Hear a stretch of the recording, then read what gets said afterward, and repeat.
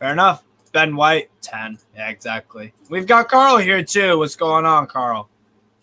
What's going on? I'm good. I'm good. So, all right. Bruno, 9 out of 10. Would be 10 out of 10 for a regular player, but he is not a regular player. God, I can't ever get enough of. I love how everyone was so clueless about Bruno. Yeah. But then everyone turned to me and I was like, this kid's legit. He's literally a superstar. Like he's going to be very good for us. Yeah, it's like I'd never proclaim to know anything about him, so I did have to rely on opinions from people like yourself, mate, and he's been incredible, absolutely incredible. I think he's better than what Johan Cabaye was. Yeah, I'm saying that, and he's only been here for half a season. So, what is he doing better than Cabaye? What is he doing better? I just think he's even more like. I think he does what Cabaye did on a more rounded level, and I feel like he's more of a box-to-box midfielder than Cabaye was. Cabaye was very good on the ball, very, very good on the ball. But Bruno's already shown glimpses of that, but also has got a really nasty streak in him as well, which I love. 100% agreed. What do you think of this, Carl, while I chew for a minute? I mean, we did definitely. I think tonight really did prove that we did miss him. No disrespect to Chris Wood. Chris Wood come in and did something that I didn't expect. I think we bought him thinking that we're going to get goals out of him because he was a bit of a goal machine for Burnley. Granted, he didn't have the greatest season this season for them, but regardless, it was always going to be good business. But Chris Wood has been excellent at leading the line in terms of holding up the ball and being able to bring players into the game. He's not. He turns like a bus, bless him. He's not got pace, but he's very determined. He's good in the air and he brings people in. But how we've missed Callum Wilson being able to run the channels and being able to drag defenders out of positions to allow people like Maximin and Joelinton to make runs down the wing and obviously Joelinton getting that assist. So we miss him and his movement massively.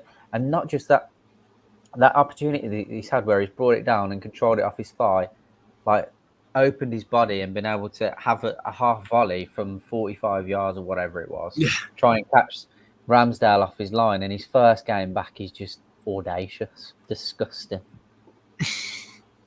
He's a special player. I'm just bummed about the injuries. Really, that's such a bummer. He's literally without injuries. He could get you, I think at maximum, he could literally get you 23 in a season. Oh, there's definitely the potential there for that, 100%. Unreal. Bruno's much better on the ball than Cabaye was. Plus, he makes himself over and over again. Unreal energy also. Yeah. Unreal energy, absolutely. His energy is disgusting. Yeah. He's just he has the work rate of Miggy, but the quality of Cabaye. Mm. That's absolutely. It's exciting to have two Brazilians in the side that have been like, and I'm including Joelinton in that. Surprisingly, as we all were, like he's been insane this year and fully deserves Player of the Season. He really does. If Bruno wasn't here for the half year, though, he'd have it by a mile probably. Yeah. So we'll go on to scoring the players. First up, I got Dubravka, and I go 7 out of 10. I'm literally trying to think. What did he have to do tonight? Not a lot, mate. But no, like I said, I only watched the second half, so I'll make that aware to people. I'm literally trying to think about the first half. I don't remember him doing much. Please refresh me in the comments, guys. I think he made one good save in the first. Or no, he made a really easy save on Saka when he came in the box. And the other time that Saka went down on the right, Dan Bird blocked it. Dubravka didn't really have much to do. No, I think he had one save tonight, mate. I think he had one save. And it was like, how many shots on target? 2 shots on target. Yeah. So. And you fighting for Champions League. That's so bad. Easy 7. He'll probably be one of the lower ranked just because he didn't have to do much. He was fine though. He didn't. When he got the ball, he did it. He dealt with it fine. Dan Burn, when he got on the ball, actually, he didn't look that bad either. That's what I was surprised about. Yeah, but I think, like we said, because Arsenal weren't pressing enough to have enough opportunities. When you give centre halves time, you can see how good they are on the ball, and they just weren't there. We did very well tonight, and they definitely weren't there. Yeah, absolutely. We'll move on to the right back. We had Emil Kraft. Yeah, Carl, what you gonna give him? From what you've seen. Yeah, I've written some down. So I thought it was pretty solid from what I saw. And to be fair, it was a bit of a threat going forward. Like they got a bit of pace about him tonight. I'm gonna give him an 8. Yeah. To be honest, Carl, it doesn't even matter if you missed the first half because it was a copy of the first half, but with us scoring goals. It was what's good. He's another one that we all wrote off. Another one that we all wrote off. And for the last 6-7 games, he's been a revelation. To be fair to him, he really has done well. So yeah. I think Eddie Howe, he has gotten him into a better player. I never knew how intelligent the guy was as a defender. He's very smart with the ball and in defending and stuff. He's very aware of the space around him. Under Bruce, I didn't know what the guy was doing. But now under Eddie Howe, everyone knows what they're doing.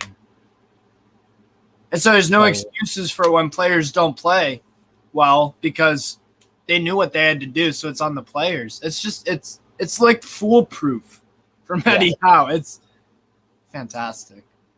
But yeah, Kraft and 8. Fabian Schär, I thought he let's see, where is Schär at? Schär didn't have much to do the first half, so I'll just give him a 7.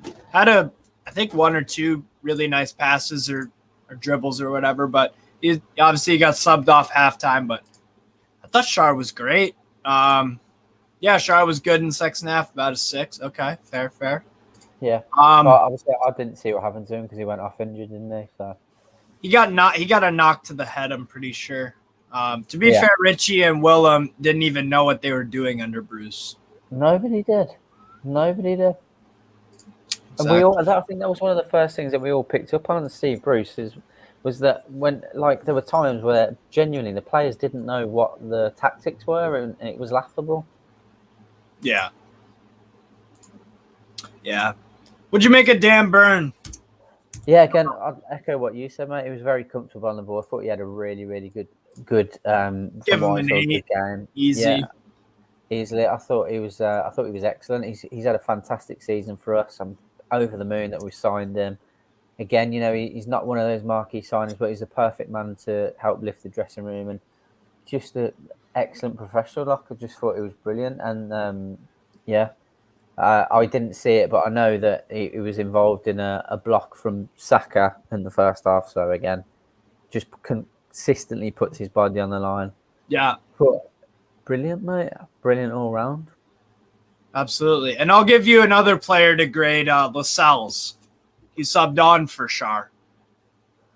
Yeah, it's he didn't have much to do either, but when he did, I thought he did all right. It's like yeah, absolutely. I thought everyone was faultless. To be honest, I think I'd probably so an 8. 8, yeah. Yeah, I'd give him an 8. Yeah. He slotted in very well against Burn. Yeah, Arsenal didn't have much going forward at all. 7. Targett 7.5. Yeah, we've got pretty much the same thing. All right. Targett, I would go, about a 7.5. Just did his job, man. Again, I hope we sign him permanently. Huge fan. Yeah. Just a no-nonsense defender. And that's the thing, man. You don't see many. I think it's an advantage nowadays to have a fullback that can defend. Yeah. Because you're harder to break down because of that, then. Absolutely. You're literally honestly, I think Matt Targett is a better defensive fullback than Trent Alexander-Arnold. I mean, it's an interesting point to make because I think a lot defensively, of I'm saying strictly defensively. I know what you're saying. It would be an interesting thing to look at because I think a lot of people know that Trent isn't the strongest defensive fullback. Definitely, obviously, he's excellent going forward. Yeah. So, yeah, I think Targett, bro. Targett's 7.5. I think is fair. I know Saka obviously got the better of him a couple of times, but the good one thing about Matty Targett doesn't seem to phase him.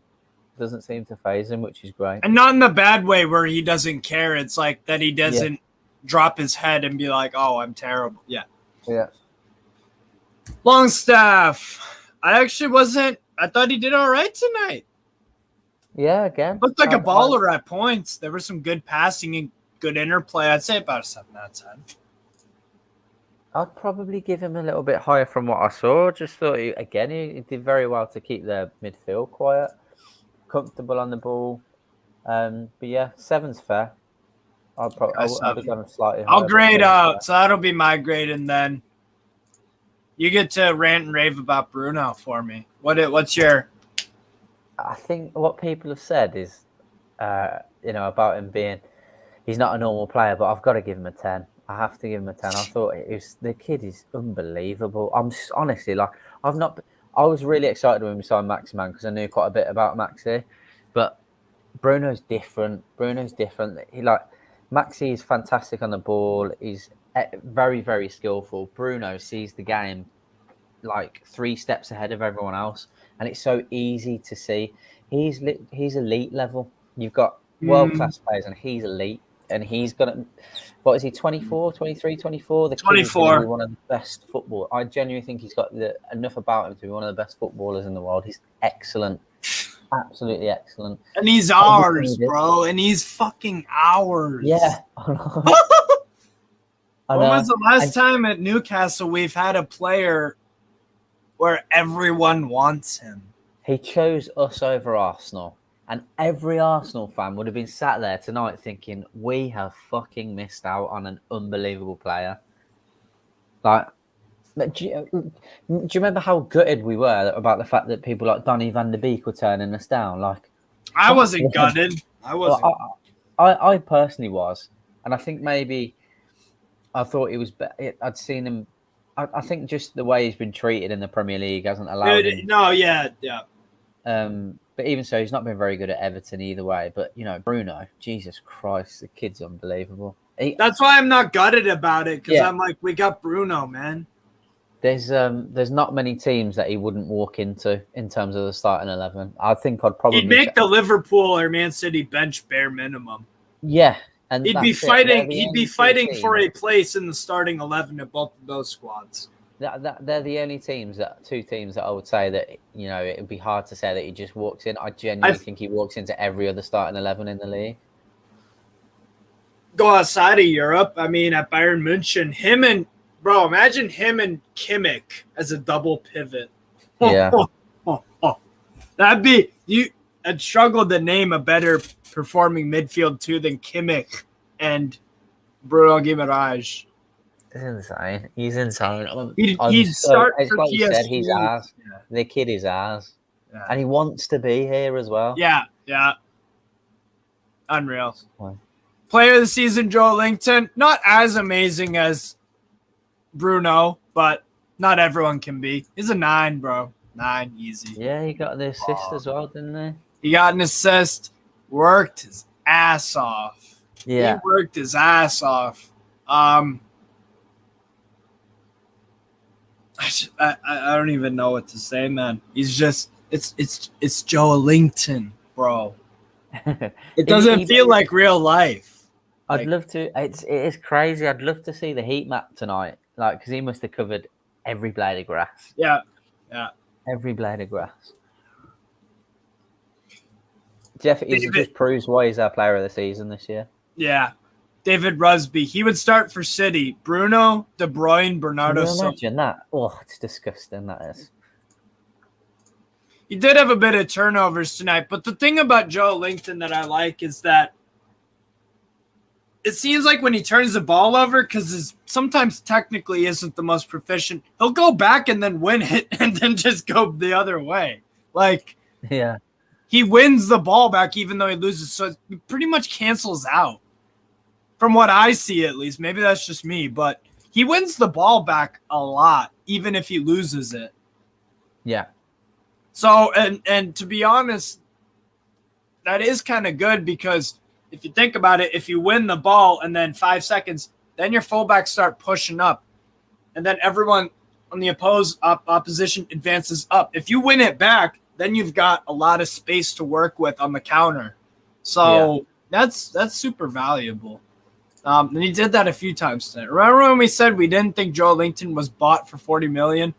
Guess we were proved wrong, Carl. Well, I said to a lot of people, the lads will probably vouch for me if they actually really think back. I think I was one of the only ones, even when he was playing bad. Obviously, there were times where I was like, oh, I've had enough of him. But I was probably one of the only ones of our group that would say every now and then, I still think there was a footballer in him. And I just think there's... you know, it was difficult. It got to a point where it was difficult to continue thinking that, obviously. But I'm just glad that we've been proved wrong. I really am, because there was no one more that I wanted to do well more than him, because everyone, including myself, got on his case, and deservedly so. But it just proves how bad of a manager Steve Bruce was, how poorly coached this kid was, because he's excellent. Played out of position. Absolutely brilliant. Yeah. That's the thing about Eddie Howe, is that he spends more time on the training ground with the guys. I feel like he knows these guys, and it's such I think with Bruce, don't get me wrong, I think it is as a manager, I think it's very good to be very friendly and cordial with your players and have that connection of like a friend. Yeah, but that can't be the only thing. That no top class managers are just, of course not, I'm a nice guy. Otherwise, you'd have me managing, or yourself, or like you'd have normal, right. You know, like you're absolutely right. And I think Eddie Howe struggled with that. Yeah. Is Maxi, because Maxi probably thrived off that sort of management where very pally with your manager, and you're allowed to go and to do what you want to do, and you know you very much the. It wasn't a game plan that suited him, honestly. Yeah. But he's got to adapt. And I think next year, ASM, I'm starting to now think because tonight we'll go on to ASM in a minute. I thought he was really good, to be honest. I thought he tore Tomiyasu a new one. They were his, bro. We'll get on to that. Yeah. Sorry. Kraft and Miggy played well down that wing. Yeah, both have improved loads. Right. Several of us said we never wanted Joelinton again on the pitch last year. Oh, my God. And like you say, it's so good to be proven wrong. I've said this a few times in the second half of this year. I can't stop thinking about how strong of a mentality Joelinton has. Because every single Newcastle fan, and it wasn't just Newcastle, it was every fan who watched him. Everyone was on his back. Commentators were like, this guy ain't worth 40. Yeah. No way. So really mentality, when everyone counts you down and out, and you're still like, I want to be here. I've got something to that. Excellent mentality. That's some top class stuff. So, every player who played. There we go. Every player who played today was great. This is promising. With new players, we are top 10 at least. Agreed. I back Joelinton since day one. Never slated him once and loved every minute he's played. Yeah, fair enough. Good for you, man. I'm happy. Genuinely, I'm happy. He still had supporters. He needed people like that. His value. Joelinton's value's probably shot up. Isn't that crazy? We're saying he's worth 60 million now. Forget 40. I think next year he could be on the level of Bruno. I still think there's stuff to improve with both of them, but I think Joelinton. The problem is with our midfield next year is you have to look out for Bruno, and then you'll keep your eye off Joelinton. I think Joelinton is going to thrive off that even more.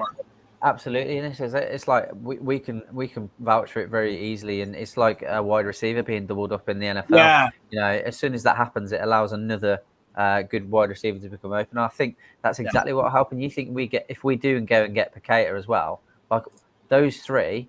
You're looking at Paqueta and Bruno first, and I absolutely agree. Joelinton 5. Joelinton will eat all day long.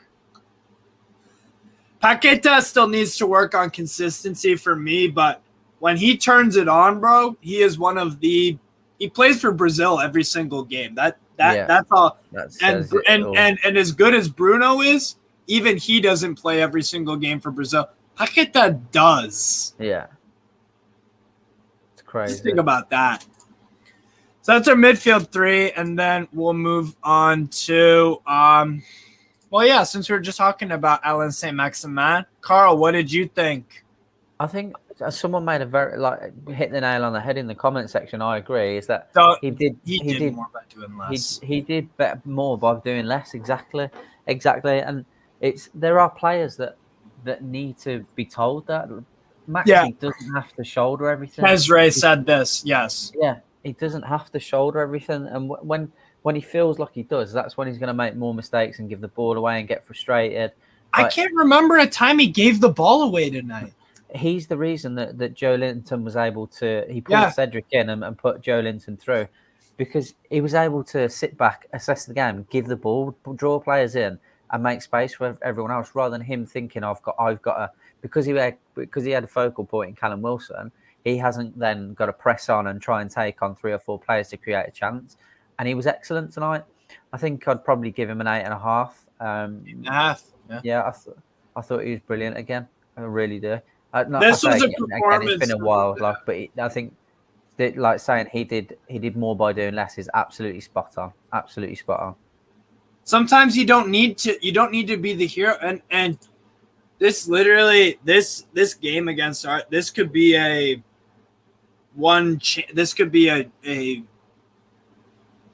complete. This game will go down in history as like the time that Newcastle took a step up, and and every man fought for his spot, and a lot of players. We've both given Alan Saint-Maximin criticism, and I think it's valid.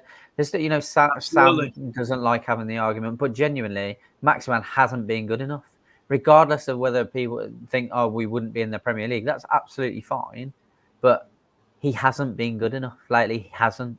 And that's because he tries to do more than he needs to. And I agree. It's because we've had someone like Chris Wood up front who's probably not, he's obviously not what you want Maximin to have. And when he's got a focal point and he doesn't feel like he has to shoulder the whole game, then he's able to do what he does best. When he's got too much pressure on his shoulders, that's when he's not going to be at his best, unfortunately. But I don't agree that he's immune to criticism, because he's not. No one is. No one. Jordy Cav. Maxi probably he was brilliant. He was brilliant tonight. Maxi probably feels it wasn't one of his best, but actually one of his best for me. His 10 or 15 yards burst infield, looking for space and releasing are so important. Absolutely. Because if you hold on that ball for too long, he was a team player. If you hold on that ball for too long, turnover, wrong place passed, and then the attack goes the other way. You can't turn over the ball consistently and expect to have momentum. Keep the ball possession. Exactly. He was great. I appreciate where people like Sam come from on it. I do, because he's fantastic. We all love him. But we can't get away from the fact that he hasn't been good enough, because he's been turning the ball over so much. Yeah. I don't think he gave it away tonight, and it was his best performance for me, arguably, this season. Yeah, absolutely. Eddie Howe masterclass. He's going to get a fantastic grade from me. And then we'll move on to Callum Wilson. I'm going to give him. We look completely different. We look completely different with him. Yeah, we did. It was a completely different. We looked absolutely completely different. We had not only a focal point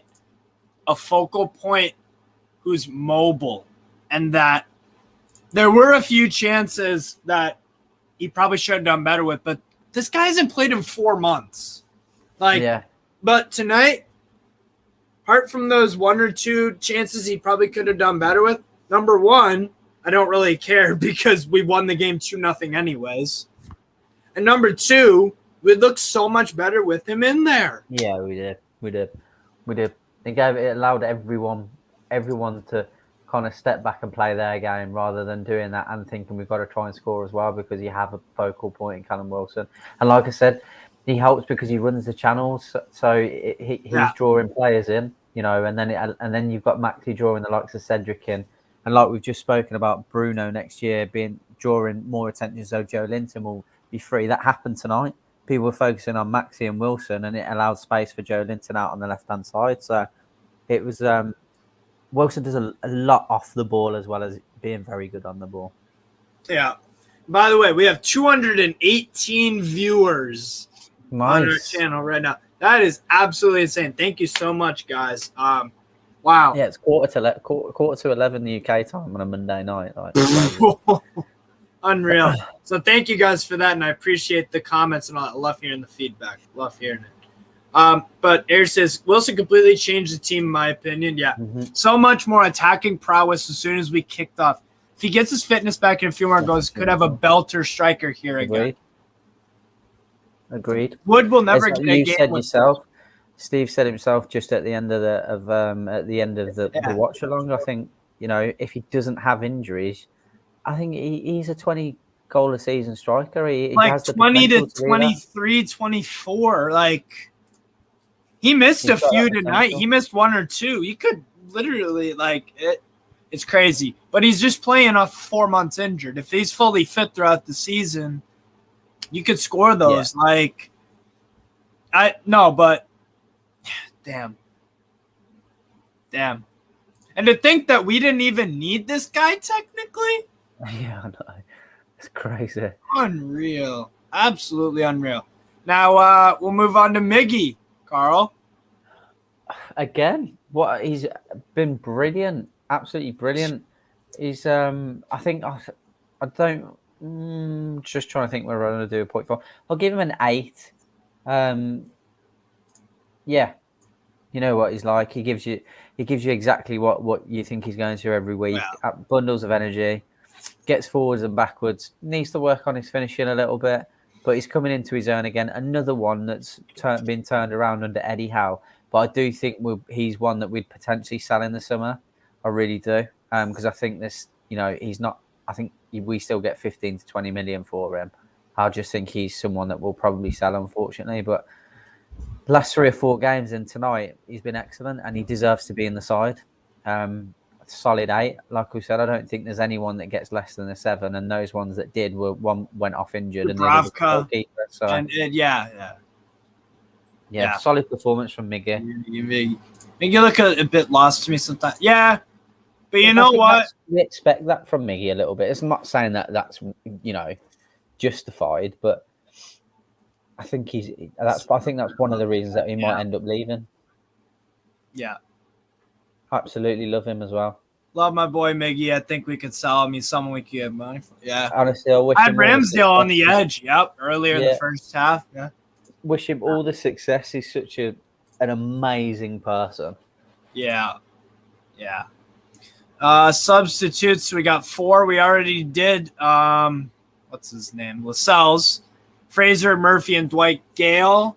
Did they all come on? They all came on super late, right? Fraser came on in 77th minute. Nah, that's not enough to grade him, really, right? 20 minutes ish.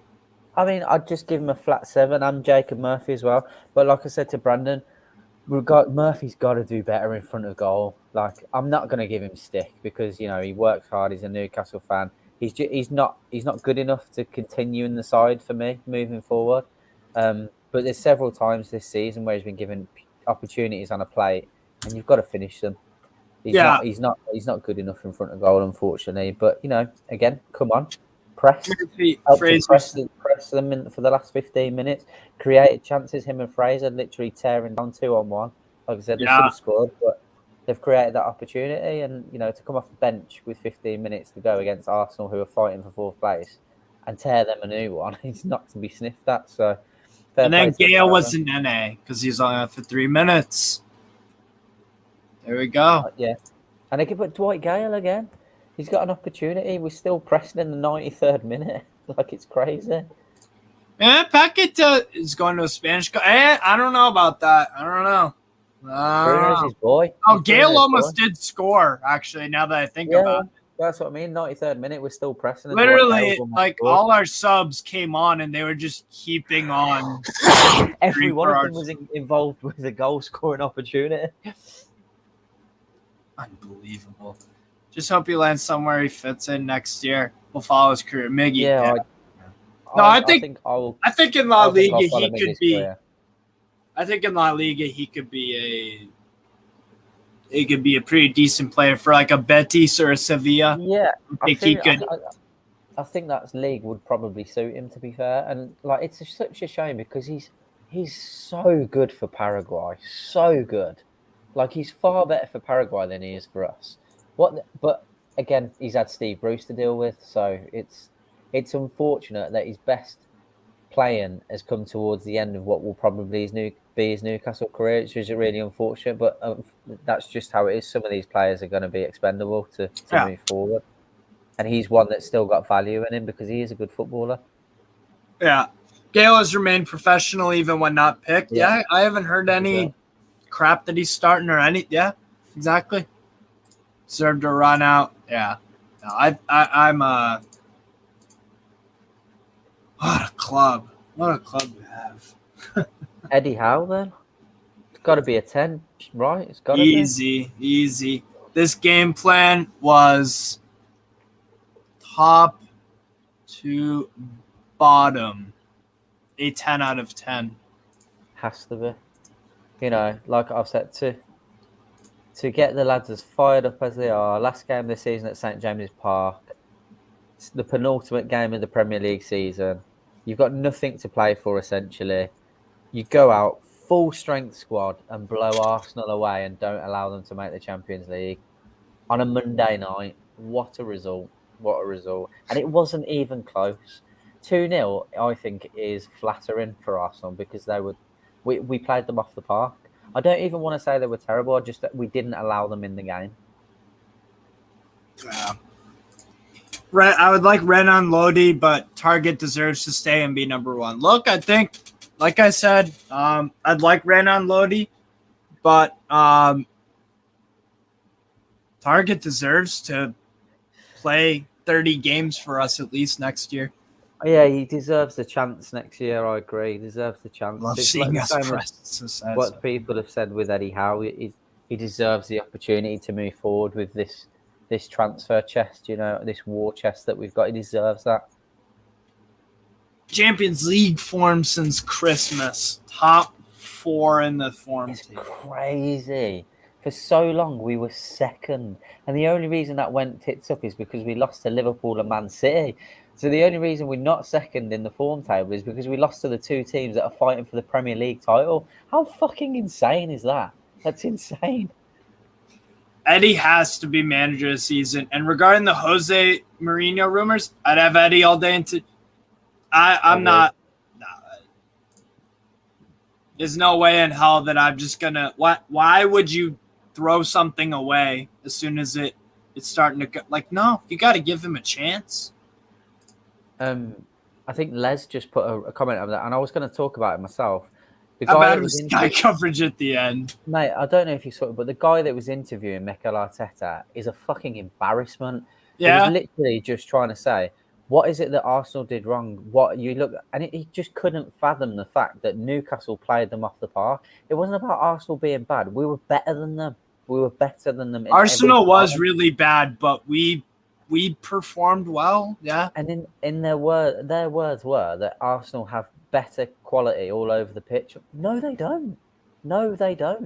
They're not the darlings of yesteryear.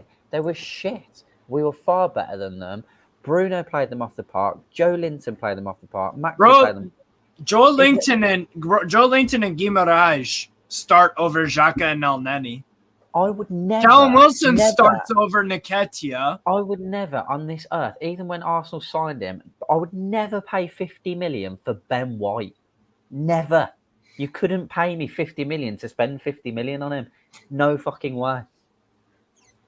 Frustrates me that Sky still have this favoritism. There's a reason that we are top 4 in terms of form this year because we're better than the majority of the clubs this season. At this back end of the season, we have been.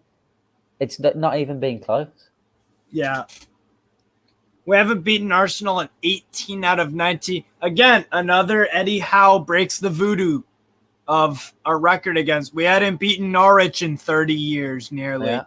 We hadn't beaten Villa at home since the championship days, right? Yeah. But again, it continues just smashing up all these bad records that we've had against teams, and now we're starting it. Wow. Crazy. Lascelles showed how good he is in the air when he came on. Looked more comfortable. To me, with Lascelles, it's always been the consistency and the decision making. I think for him is that he is a good leader in terms of in the dressing room, but he needs, in terms of he's leading with his technical ability, he needs a good centre half next to him. I don't think he's like the first centre half, if that makes sense. If you got a partnership, he's number 2 to me. Yeah. And like Shah or Dan Burn would be number 1 in terms of saying, well, I'm going to do this. I need you to do this. And I think moving forward, I don't think I'd ever get rid of him. Like, I agreed with what you and Brandon said. He's someone that there's certain players that you need to keep around to keep the chemistry. Dummett is another one. Yeah, absolutely. You want him around. Yeah, you want him around. He's a good locker room guy, and you know that even though he won't play, he'll still he won't complain. He'll just do his job. Yeah. Train, all that. Be a professional. 100%, mate. You need that. Honestly, that day, definitely rest in peace, Chetio. But that day, that 4-4, honestly, I cried. It was insane. Absolutely insane. What a fucking day. Did one of the commentators say the score's gone against the line of play?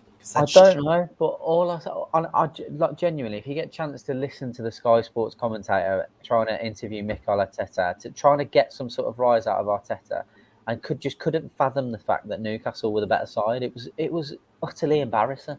It really was.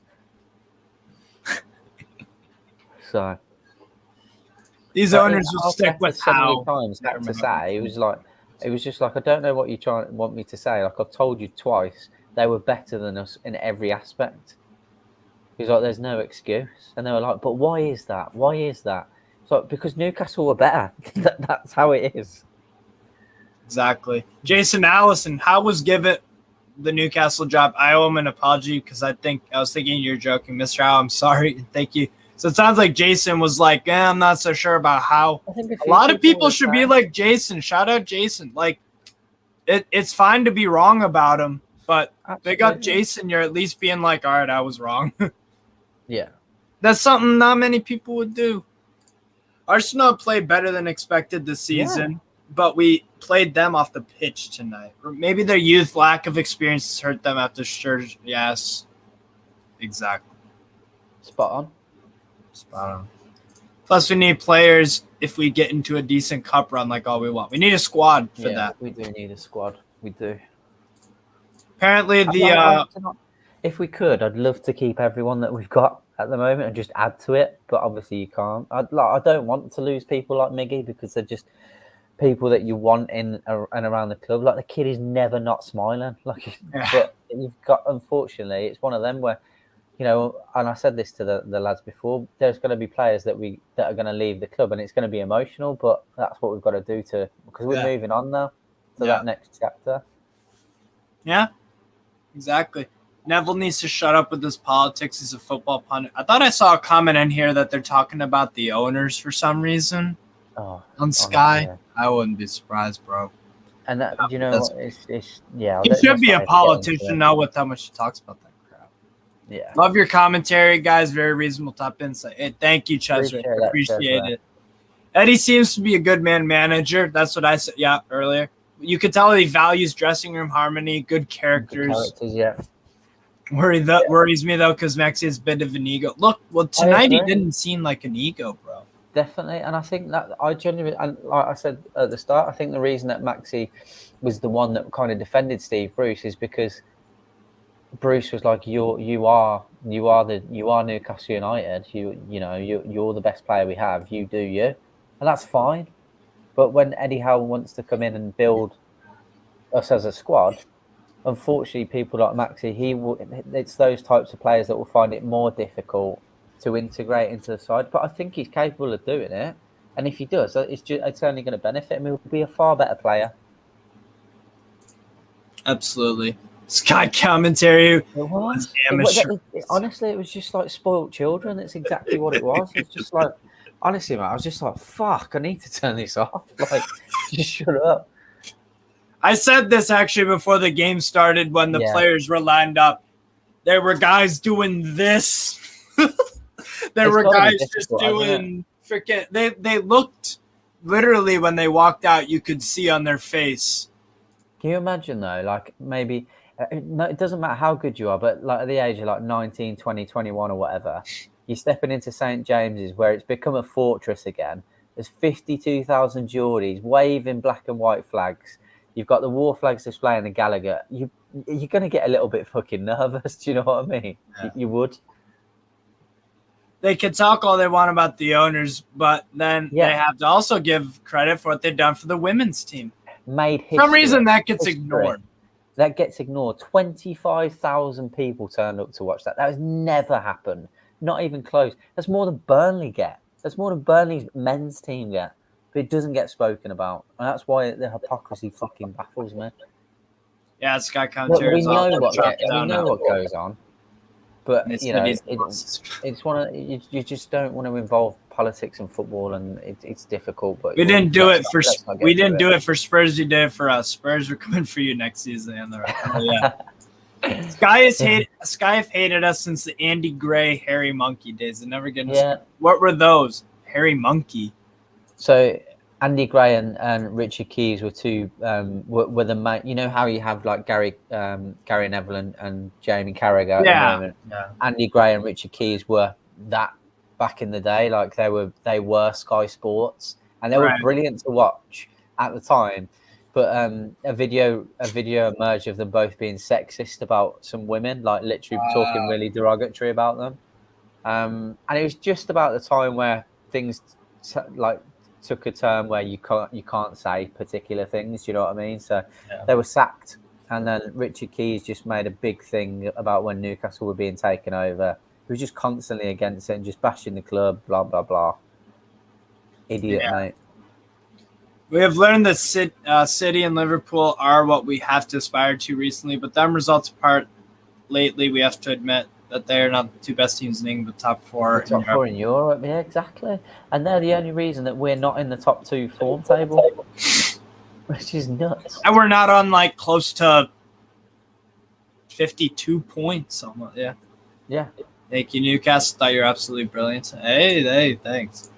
Aaron Rice, should we change our captain? If so, who should it be? I think so, because Jamal Lascelles isn't going to be playing as much.